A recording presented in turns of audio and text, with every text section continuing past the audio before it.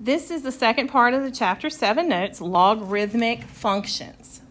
Okay, and the definition of a logarithm is that it is the inverse of an exponential function.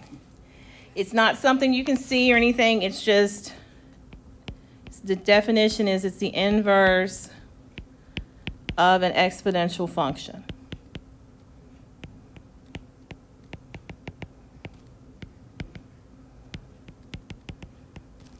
Okay.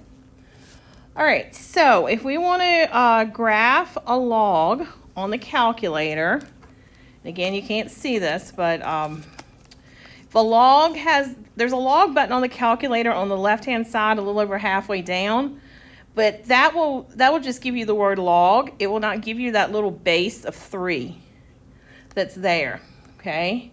This, if we wanted to say what this was, we would say log base 3 of x.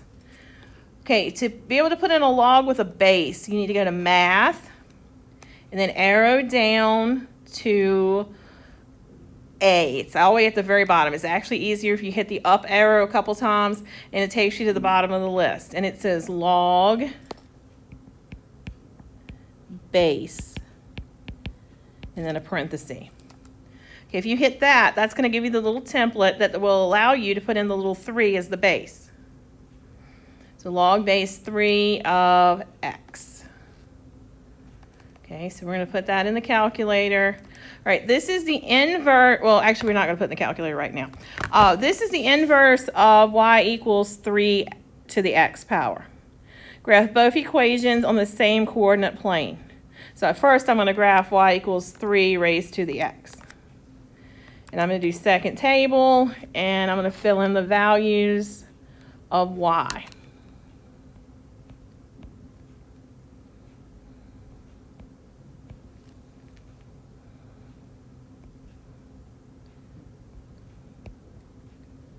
Okay. All right, so we're going to graph that.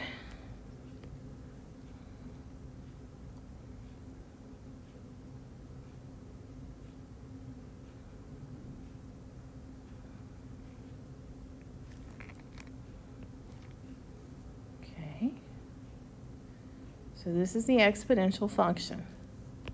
To find its inverse, reflect across y equals x, exchange the x's and the y's. Okay, so you're just going to flip your table.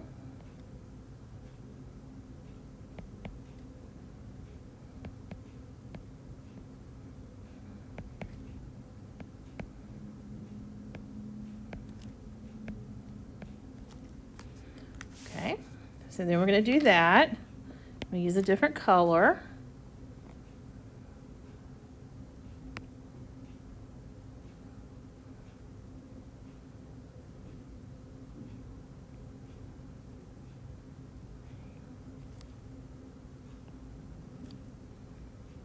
Okay. And if you look, they are symmetric about the line y equals x.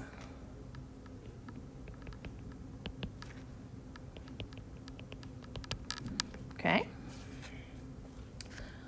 All right, so what is the domain? That's one option to graph it, is to graph its exponential and then flip it. The other option is to just put it in the calculator and the log base. Okay, so what is the domain of the blue function, the log function? Well, it doesn't cover every x, okay? Because if you're out here, it's not covered.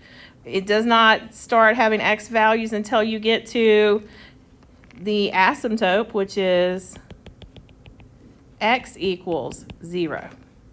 So this has not a horizontal asymptote, but a vertical asymptote. Okay, so the domain is x is greater than 0, and the range, well, eventually it's going to go down, and you're going to cover every y down there, and up here it's still going up. It'll eventually cover every x. So every y. So its range is all real numbers. Exactly the opposite of an exponential. An exponential, the domain was always all real numbers. For logarithmic, the range is always all real numbers. Okay, this is a transformational form. A number out front, again, if it's a negative, then it's going to be a reflection of the parent function.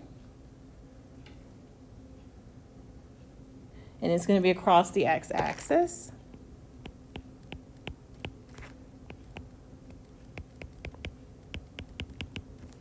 Okay, if a is greater than 1, it will be a stretch of the parent function.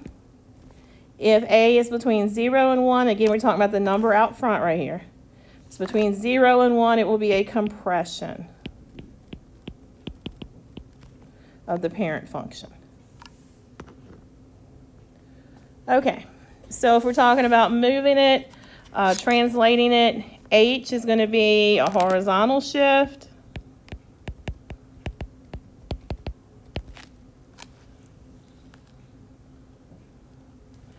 Okay, and that's the wrong function.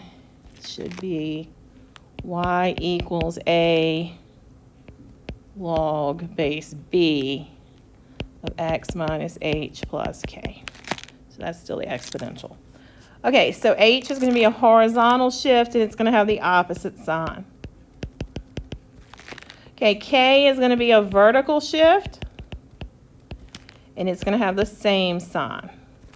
Okay, and so in the grouping symbol in the parentheses after the logarithm for this. Okay, how does each graph compare to the graph of the parent function? And then we're going to fill out this information. Okay, it has a -3 in the grouping symbol. That means right 3, and up 4. Okay, so for a log, it's the range that's always all real numbers. Okay, and then for the asymptote, it's going to be a vertical asymptote, so it's going to be x equals. Okay, and x is always going to be the opposite of the number in parentheses. So it's going to be x is equal to a +3. So you have to have x is greater than 3 for your domain.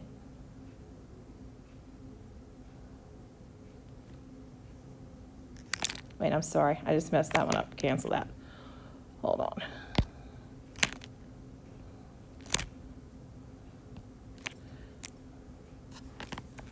Okay, so if I graph this on the calculator, I'm going to do math and go to log base, and that's going to be 4, log base 4 of x minus 3, because this one is not as simple as the other one. You can't just look at the equation and figure out where the asymptote is. Okay, so if I graph it, it kind of looks funny. It just looks like it's kind of just starts like it's a square root function, like it just starts out here somewhere. Okay, that's one drawback to the calculator is this thing has a tail on it, but the calculator cannot draw it. Okay, so if I go to second table,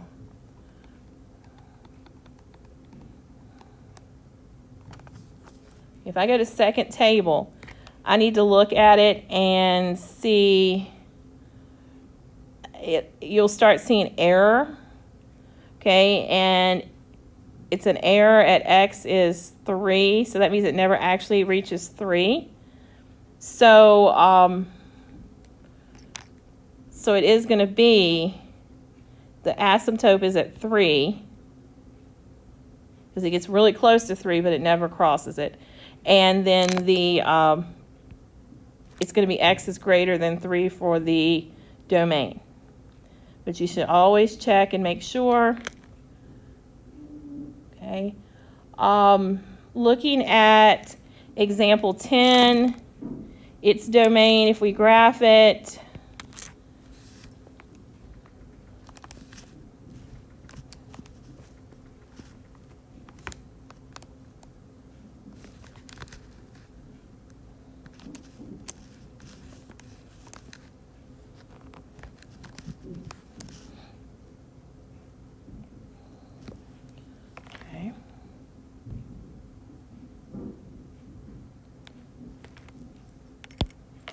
it looks like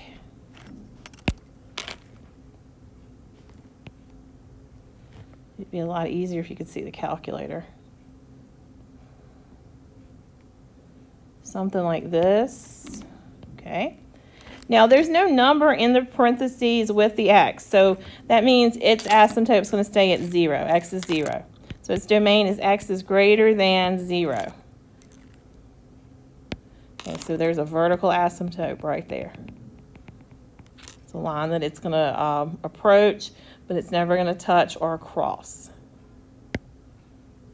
Okay, let's look at end behavior on these for a minute. Okay, so on this one, the end behavior, as x approaches, well, x isn't approaching negative infinity though. So it always before it said x approaches negative infinity. X is actually on the left-hand side, it's approaching 3. As x approaches 3, f of x is approaching negative infinity. Okay, on this side, as x approaches positive infinity, f of x approaches positive infinity. Okay, on this one, as x approaches, in this case, 0, f of x approaches positive infinity. And as x approaches positive infinity, out here, f of x is approaching negative infinity. So that's a big change. We're no longer always approaching positive and negative infinity. Okay, so that's the second part of the notes for chapter 7.